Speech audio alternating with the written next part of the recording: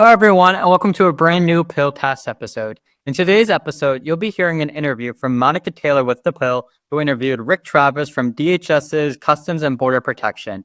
You will learn how Rick and his team use an innovative technique called price proposal from a technical perspective.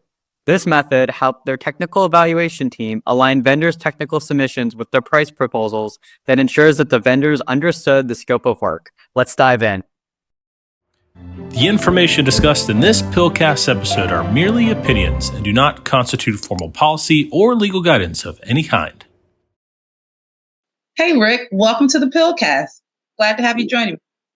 Glad to be here. See if we can help. All right. So, Rick, can you provide an overview of what your team was buying?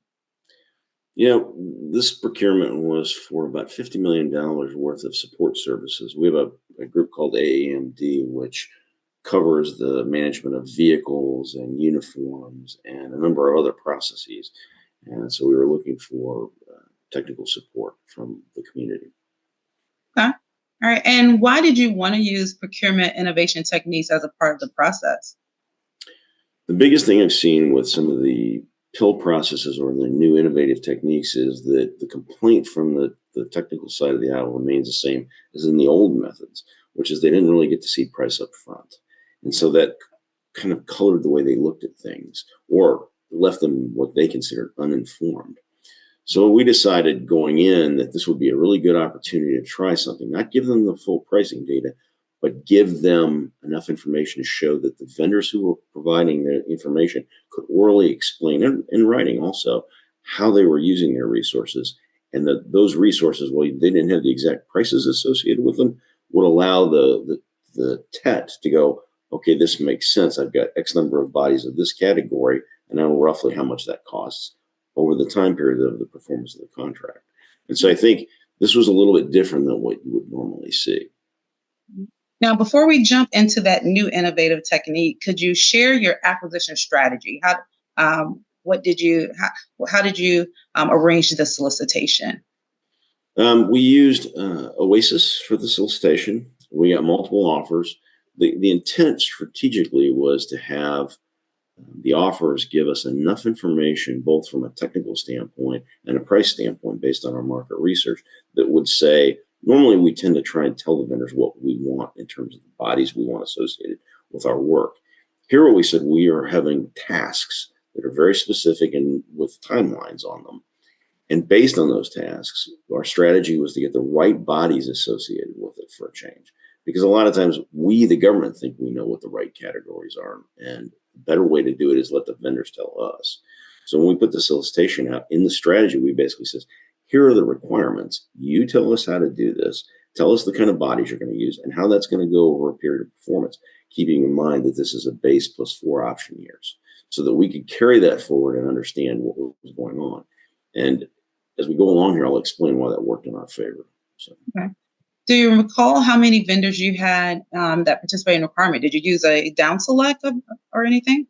As it turns out, we only received 2 full offers, but we had 2 very good offers. So I'll take 2 good ones over 5 bad ones anytime, right? So we ended up not having to do, per se, the down select. We kept both vendors in from the base through the second portion where we did the oral presentations. Okay.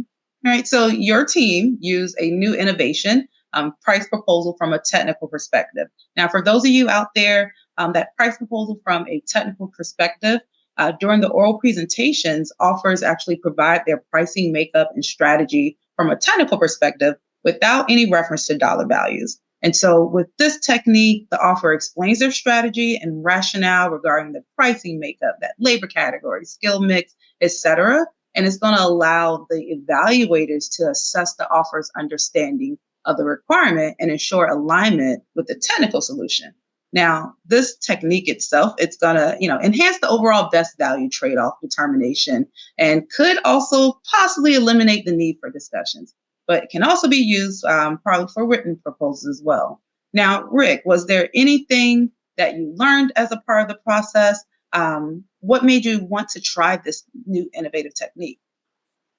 Well, it's twofold. And it goes to the idea that either the vendor has proposed too much because they know that we don't understand the requirement, or they think that we don't understand the requirement, or they buy in by saying they only need these resources. And then, of course, later on, they come back and say, well, we really need this many resources. Because we're going to go with at the end result of a fixed price contract. When they did their presentations, they told us how many bodies they needed for each type of task. This allows the tech team to buy in fully because they can see whether or not they're going to be able to do the tasks with what they've said. The one thing that worked in our favor was that when they gave us their proposal, the company that won actually showed how, as the tasks decreased over time, they could remove the resources without impacting the government's ability to get what they needed. And that allows the TET to become more comfortable with what they see of the resources. And it also, if they have any knowledge of the background of the requirement, they can see that the resources match up and they have a rough idea how the pricing is going to be. They don't have to know the exact dollar amount because it's not really relevant to the discussion. It's just that the price then becomes obvious to them based on the resources allocated and the time period that those resources would be allocated. So it sounds like it's a benefit to both the technical team and then you as a contracting officer being in. Sounds like, have you used the technique again? Have you iterated on the technique?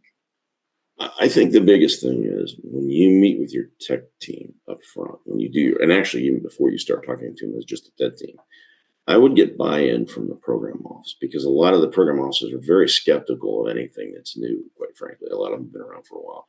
But then the folks, once you see the benefit of how the proposals come in, and quite frankly, I've shown them the mechanisms of the past performance or the past proposal on this effort and how we were able to screen it down. I think you can get a lot of buy-in and you can get additional ideas because there were things in the process. There were questions we would have liked to have asked that we didn't think of until afterwards. So the most important piece of this puzzle is not just using the new tool, but to talk about what could have been better, where the tool could have been sharper or whatever, because I think we tend not to do that. And I think an introspection after the fact is really valuable. Right. All right, Rick, thank you so much for stopping by and sharing your story with everyone. Really great job on this requirement and really glad to hear that a year later, things are going well. So really look forward to hearing more stories from your team. So for those who are watching, let us know what you think about this PILCast in the comments. Please like this video, share this video with your friends, subscribe to our channel, and hit that notification button so you get all of the latest updates. Thank you for joining us, and we'll see you on the next PILCast.